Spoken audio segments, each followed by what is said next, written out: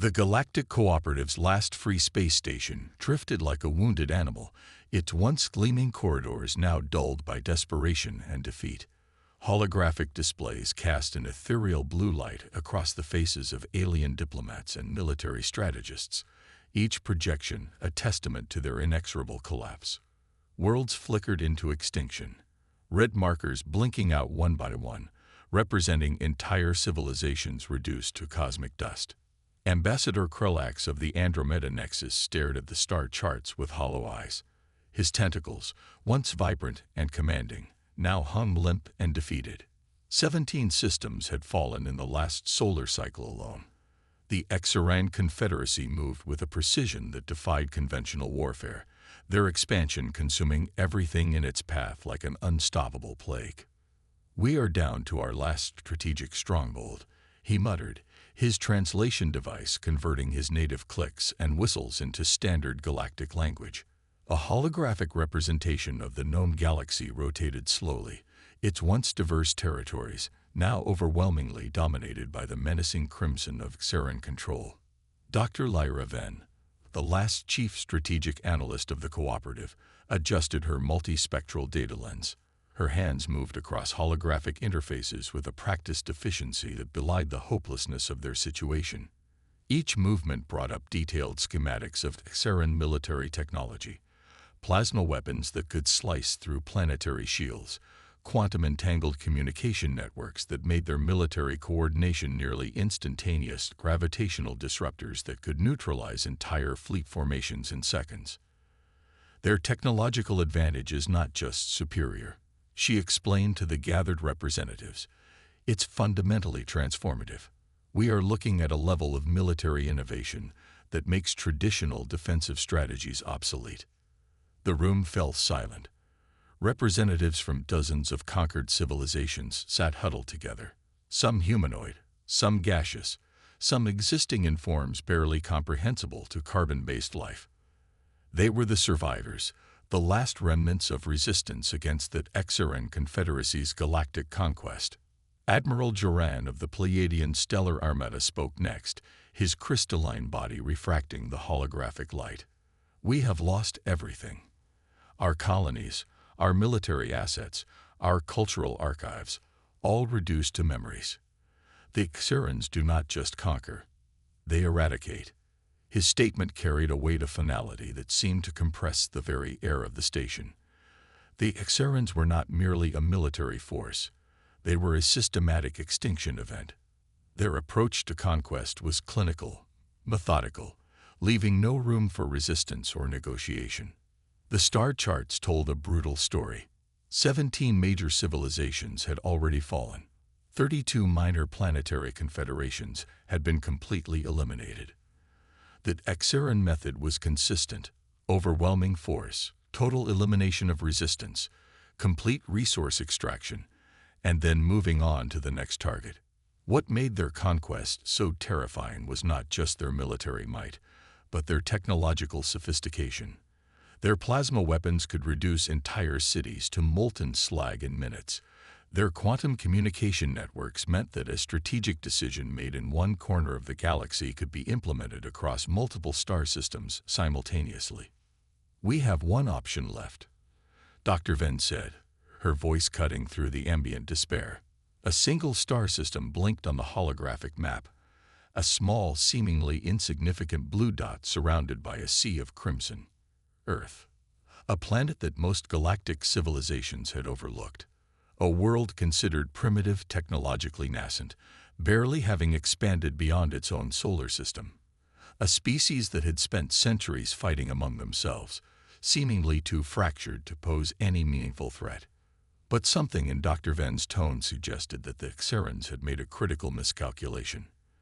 They had not yet encountered humanity. The transport vessel arrived without fanfare, its exterior scared and utilitarian. A stark contrast to the sleek, advanced ships of other galactic civilizations. Most of the gathered alien representatives expected little more than another futile diplomatic gesture. Humanity had been a footnote in galactic records, a species barely managing its own internal conflicts, let alone presenting a meaningful solution to the Xaran threat. Admiral Elena Rodriguez stepped forward, her presence defying expectations. She wore a modified military uniform that spoke of practical experience rather than ceremonial pomp. Scars traced the visible parts of her skin, not decorative implants or cosmetic augmentations, but real marks of conflict etched into her very being. "We've been studying the Xeran invasion patterns," she announced, her voice carrying a precision that immediately captured the room's attention. Behind her, a small team of human specialists began setting up their own holographic interface. The alien technology was different, less refined, more modular, but with an underlying complexity that made the other species lean forward in unexpected interest.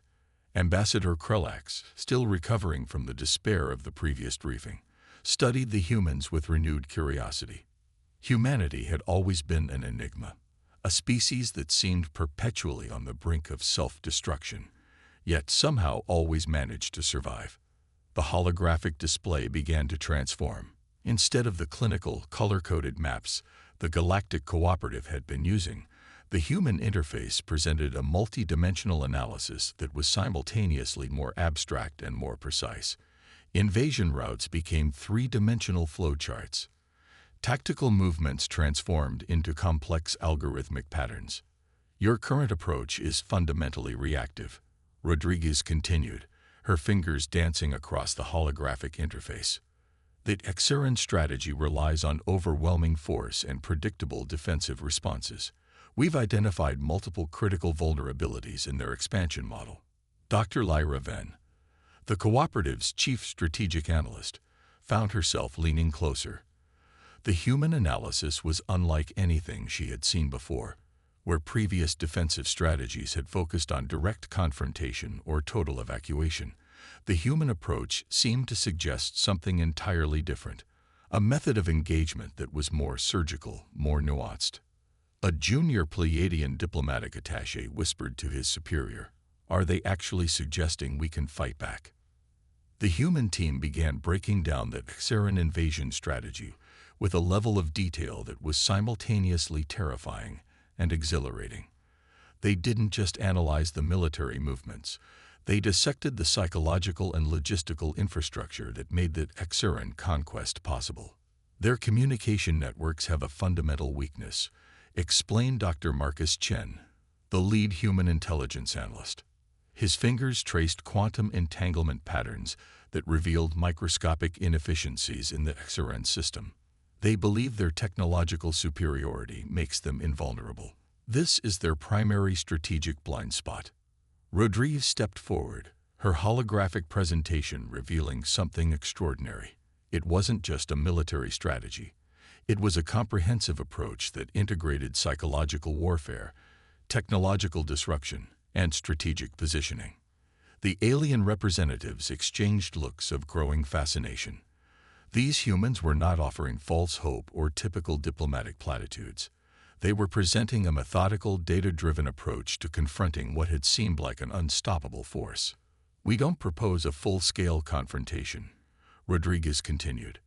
"We suggest a targeted intervention designed to create maximum strategic disruption, with minimal direct conflict."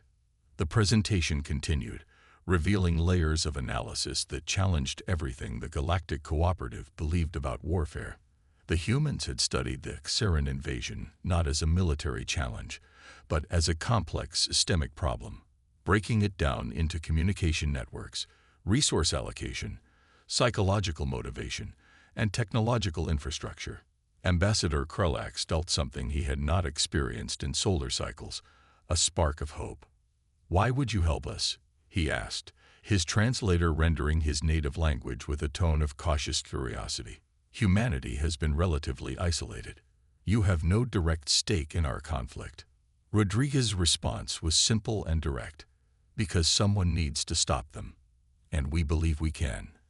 The room fell silent. The humans had just transformed the entire conversation about resistance. They weren't offering miraculous salvation. They were presenting a calculated, strategic pathway to potentially reversing the Xeran conquest. The Galactic Cooperative was about to discover that humanity was nothing like they had assumed. The human intelligence operation began with a subtlety that defied traditional military doctrine. While other species prepared for massive fleet deployments or direct confrontations, the human teams worked in the shadows of digital landscapes, their approach more akin to a complex surgical intervention than a traditional military campaign. Dr. Marcus Chen assembled a team that read like a diverse mosaic of human expertise.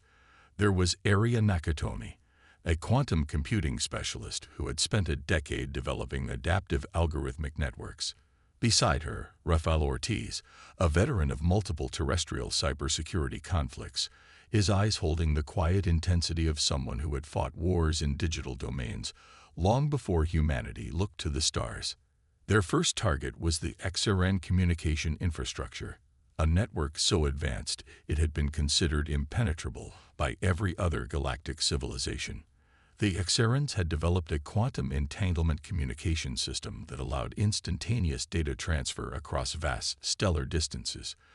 Their belief in its security was absolute. This would be their first mistake. It's not about breaking the network, Aria explained to the Galactic Cooperative's Intelligence Council. It's about understanding its underlying structure. Every system has a rhythm, a pattern. We're going to find theirs. The human approach was methodical. Where other species would have attempted a direct breach, the human team began a multi-layered analysis that was part mathematical deconstruction, part psychological profiling. They didn't just look at the technical specifications of the XRN communication network. They studied the culture that created it. Rafael's team began mapping communication patterns, not just as data streams, but as complex social interactions. They discovered something extraordinary. The XRN communication system, for all its technological sophistication, had inherent psychological vulnerabilities.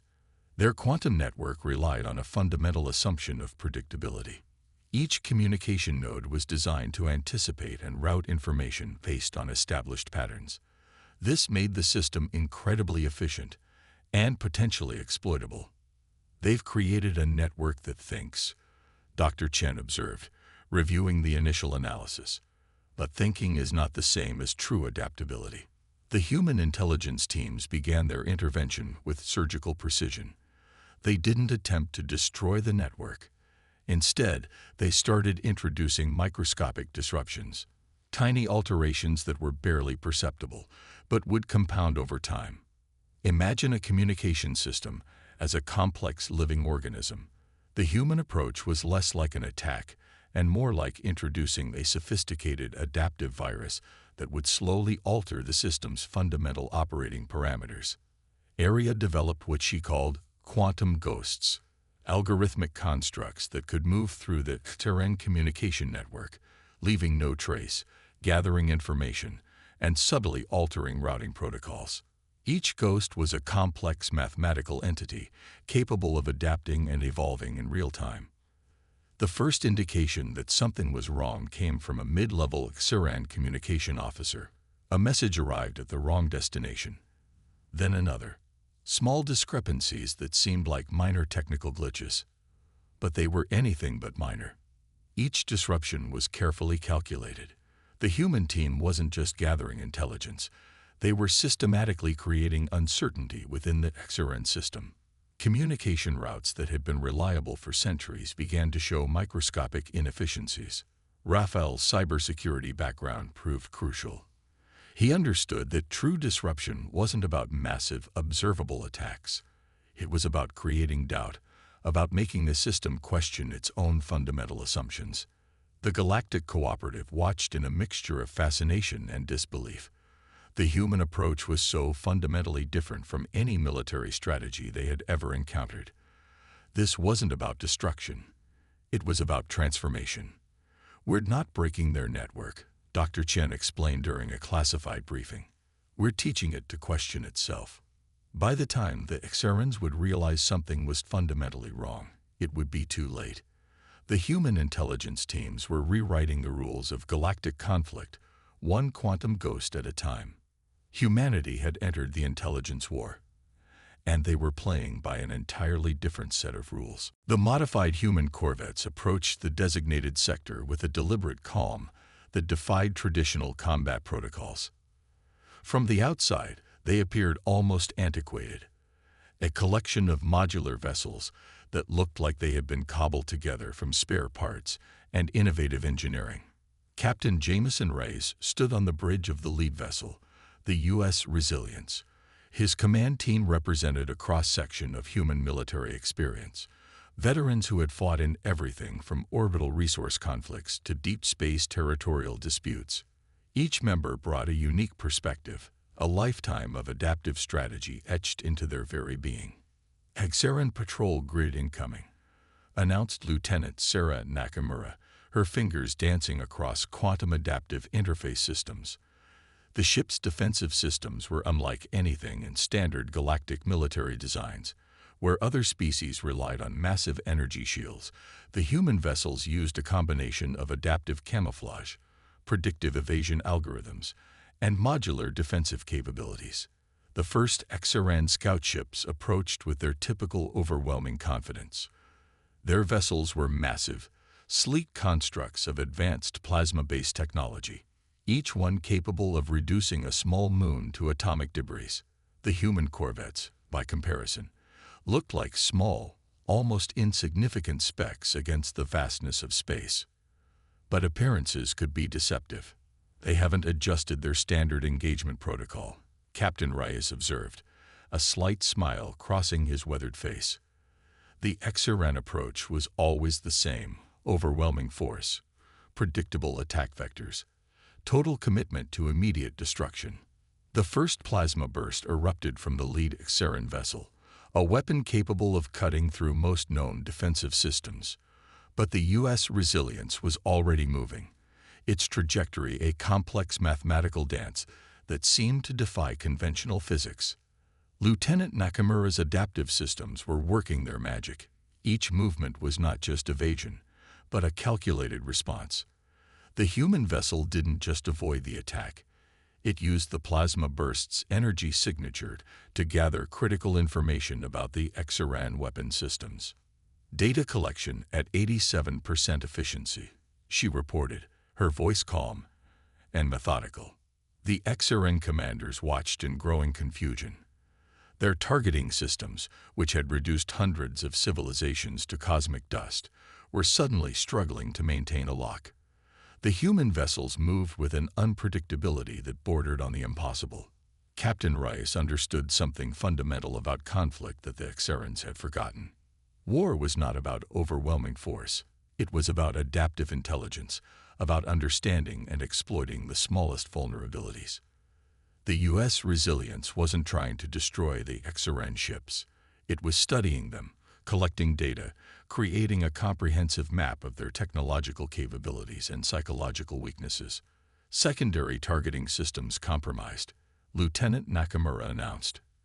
With each pass, the human vessel was systematically dismantling the Hexaran ship's defensive capabilities, not through direct destruction, but through sophisticated electronic warfare.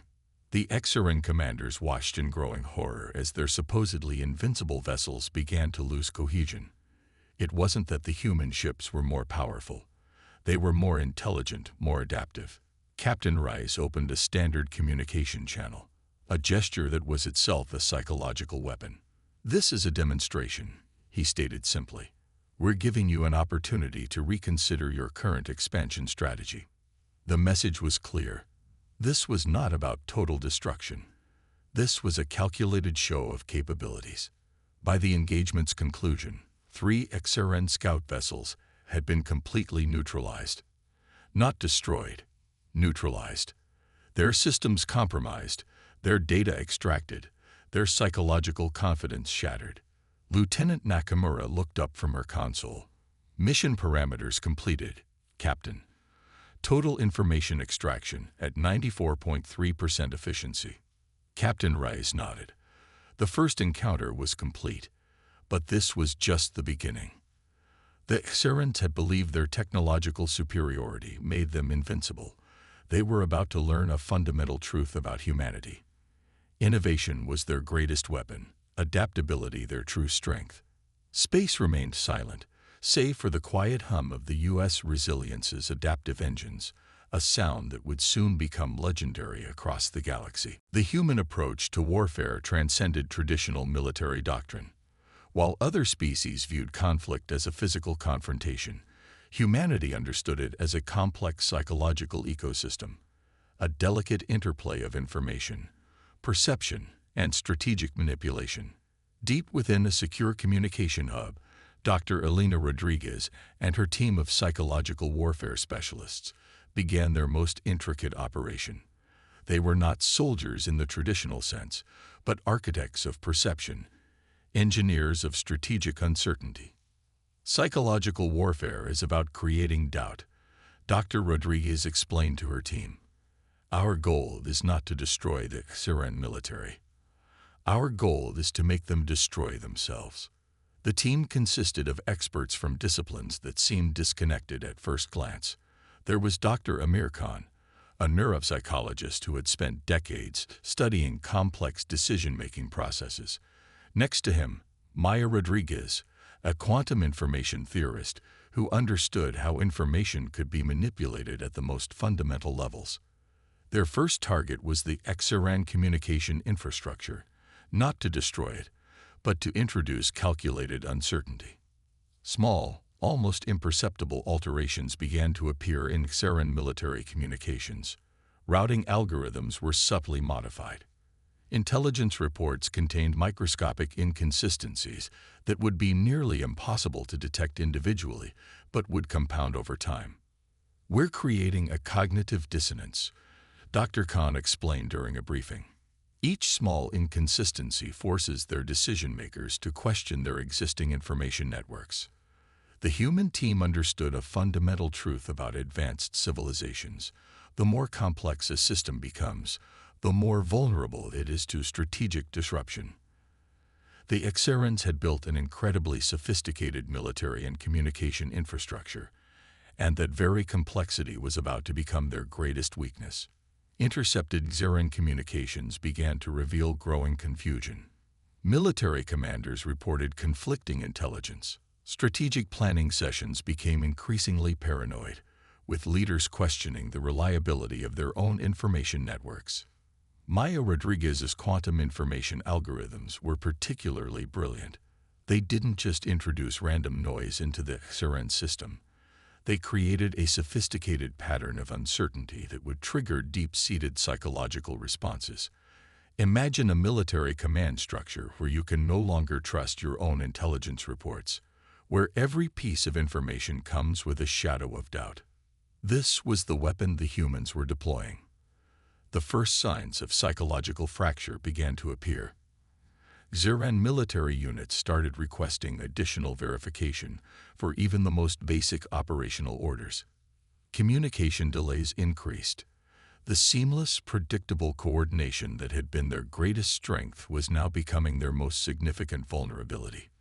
Dr. Amir Khan monitored the psychological profiles of Xeran leadership. We're observing a classic stress response, he noted. Their decision-making processes are becoming increasingly risk-averse.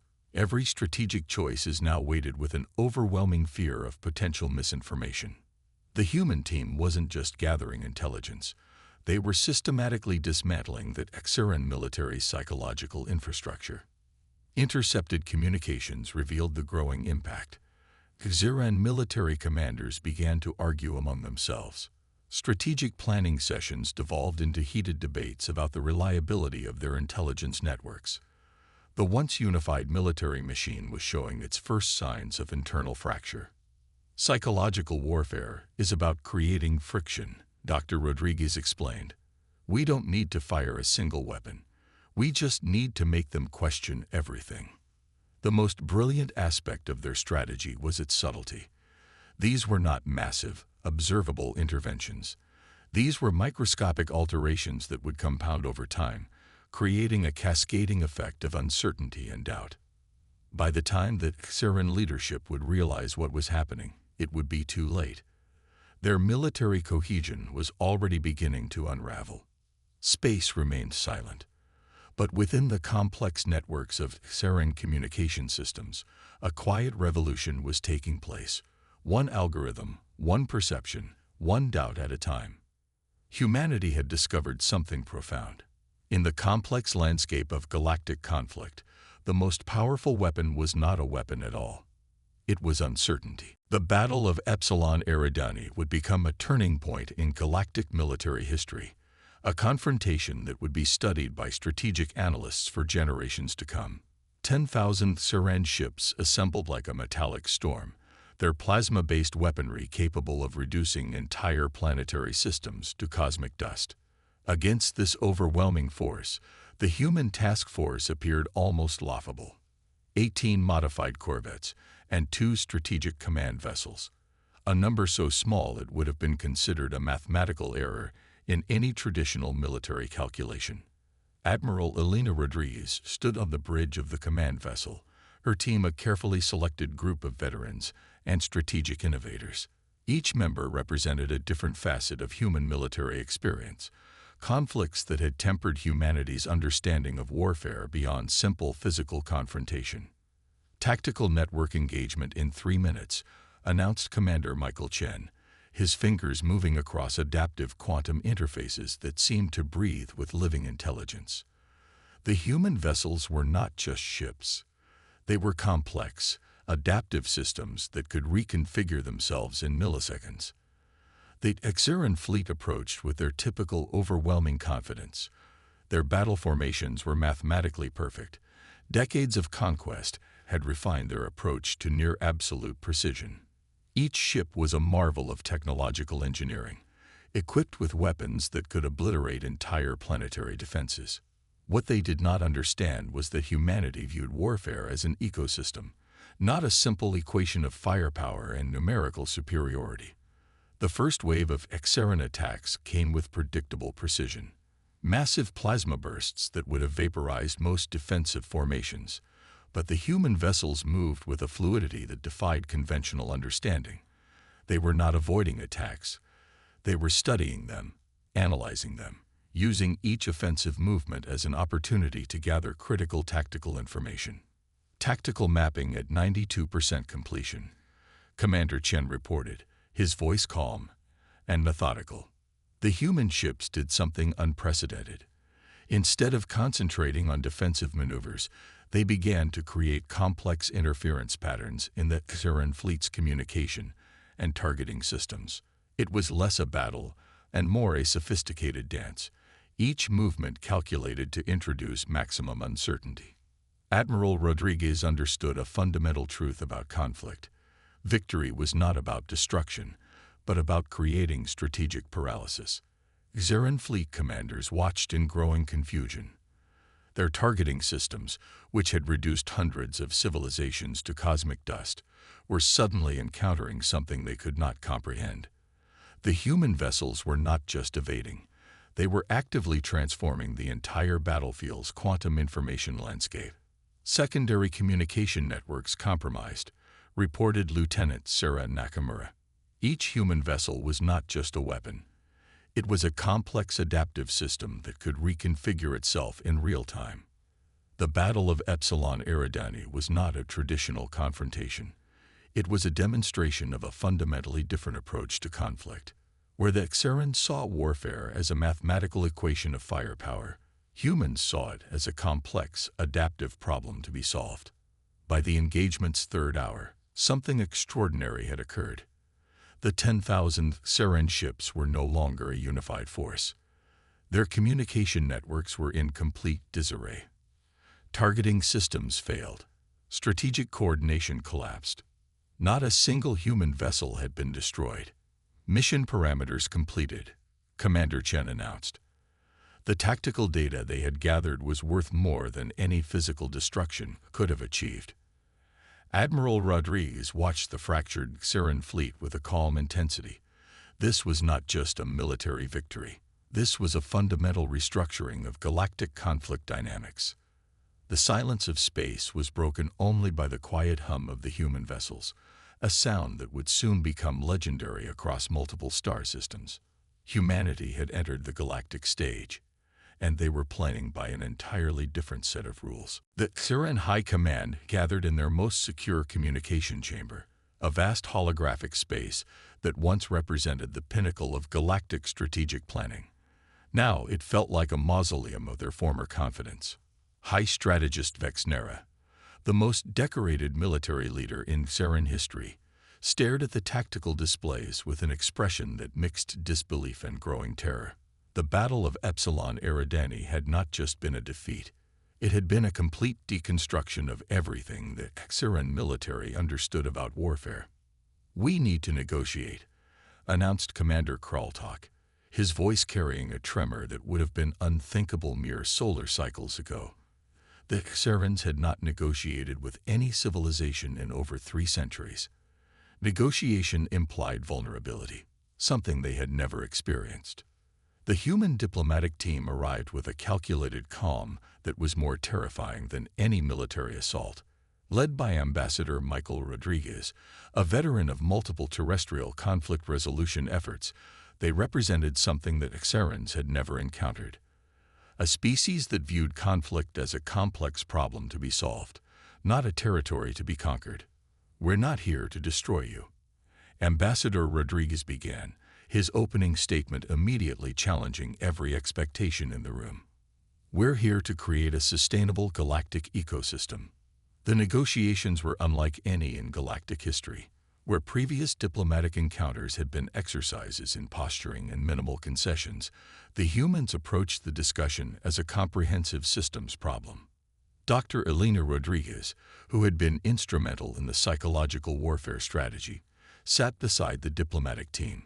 Her presence was a subtle reminder of the comprehensive approach humanity was bringing to the table. She was not just a military strategist. She was a systems analyst, a psychologist, a negotiator. The terms were devastating in their clinical precision. The Xerans would be required to completely halt their current expansion strategy, provide comprehensive reparations to all conquered civilizations, submit to a galactic oversight committee that would monitor their future interactions, dramatically reduce their military infrastructure, share technological developments that could benefit galactic stability.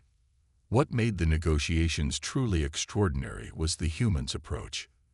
This was not about punishment. This was about restructuring a fundamentally flawed system of galactic interaction. "Your current model of expansion is economically and psychologically unsustainable," Ambassador Rodriguez explained. Each statement was backed by comprehensive data analysis that left no room for traditional diplomatic maneuvering. The Xeran leadership discovered something profound. They were negotiating with a species that had studied them more thoroughly than they had ever studied themselves. The humans knew that Xeran's psychological and technological infrastructure better than the Xerans knew it themselves. High Strategist Vexnera realized they had no real choice.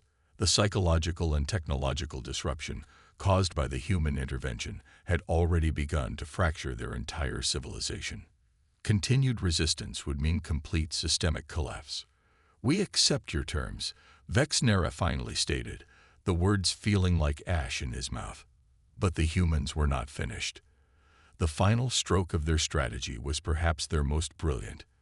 Instead of treating the Xerans as a defeated enemy, they presented a pathway for rehabilitation. Technology exchange programs, joint scientific research initiatives, a comprehensive plan for peaceful integration into the galactic community. Dr. Elena Rodriguez understood something fundamental. True victory was not about destruction, but about transformation. The Galactic Cooperative watched in stunned silence. What had begun as a seemingly hopeless situation had been transformed into a potential model for conflict resolution. Humanity had entered the galactic stage not as conquerors, but as architects of a new kind of strategic interaction. They had shown that the most powerful weapon was not a weapon at all. It was understanding. The negotiations concluded, but everyone present understood this was not an ending. This was just the beginning. The aftermath of the Xeran conflict transformed the entire galactic political ecosystem. What had begun as a seemingly hopeless situation had become a blueprint for a new approach to interstellar relations. 5 solar cycles after the negotiations, the Galactic Cooperative looked fundamentally different. Humanity had not sought to replace the existing power structures. Instead, they had carefully reconstructed them from within, introducing a new paradigm of cooperation and strategic mutual understanding. Dr. Elena Rodriguez stood before the Galactic Council, her presentation a masterpiece of strategic analysis. Behind her, holographic displays showed the comprehensive transformation that had occurred across multiple star systems. Conquered civilizations were being restored. Technological exchanges were creating unprecedented opportunities for collective advancement.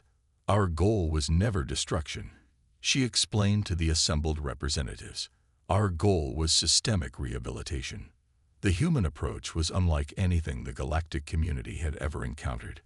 Where previous conflict resolution strategies had focused on temporary truces or minimal reparations, humanity introduced a comprehensive reconstruction model that addressed psychological, technological, and social dimensions simultaneously. Ambassador Michael Rodriguez worked tirelessly with the restored civilizations. Each intervention was carefully designed to rebuild not just infrastructure, but collective hope. Refugee populations were not just relocated. They were given comprehensive integration support, educational resources, and pathways to meaningful participation in the new galactic ecosystem. The Xeran civilization underwent the most dramatic transformation. Instead of being punished, they were given a pathway to redemption. Scientific research teams composed of multiple species began working on joint projects. The very technologies that had once been used for conquest were now being redirected toward collective problem-solving. Commander Kraltok, who had been part of the original Xeran negotiation team, now led a multi-species initiative focused on peaceful technological development. His personal transformation became a powerful symbol of the potential for systemic change. Dr. Marcus Chen's intelligence teams continued their work, but with a new focus. They were no longer preparing for potential conflicts. They were developing early warning systems for potential social and economic tensions across multiple star systems. Prevention had replaced confrontation as the primary strategic approach. The human strategy revealed a profound understanding. True security was not about military might, but about creating systems of mutual understanding and collective progress. Technological exchanges flourished. The quantum communication networks that had once been used for military coordination were now being adapted for educational and scientific collaboration. Schools across multiple star systems began sharing curriculum. Scientific research became a truly collaborative effort. The Pleiadian Stellar Armada, once a defeated military force, now worked alongside human strategists to develop peaceful conflict resolution protocols. Their military expertise was being transformed into a comprehensive peacekeeping approach that emphasized diplomacy over confrontation. Ambassador Rodriguez often reflected on the fundamental principle that had guided their approach. "We didn't win a war," he would explain to young diplomats. "We solved a complex systemic problem." The galactic community began to understand that humanity's greatest strength was not their military capabilities, but their ability to see complex challenges as opportunities for comprehensive transformation. Economic systems were redesigned. The resources that had once been used for military expansion were now redirected toward collective scientific research, environmental restoration, and social development. Entire planetary ecosystems that had been damaged during the Xeran expansion were now sites of collaborative restoration efforts. On Earth, a new generation of strategists, diplomats, and scientists were being trained. Their education emphasized systems thinking, psychological understanding, and a holistic approach to problem-solving that went far beyond traditional military or diplomatic training. The galaxy watched and learned. Humanity had entered the interstellar stage not as conquerors, but as architects of a new kind of collective potential. They had shown that the most powerful technology was not a weapon, but understanding. The most effective strategy was not destruction, but transformation. The stars themselves seemed to bear witness to a fundamental shift. A new chapter in galactic history had begun.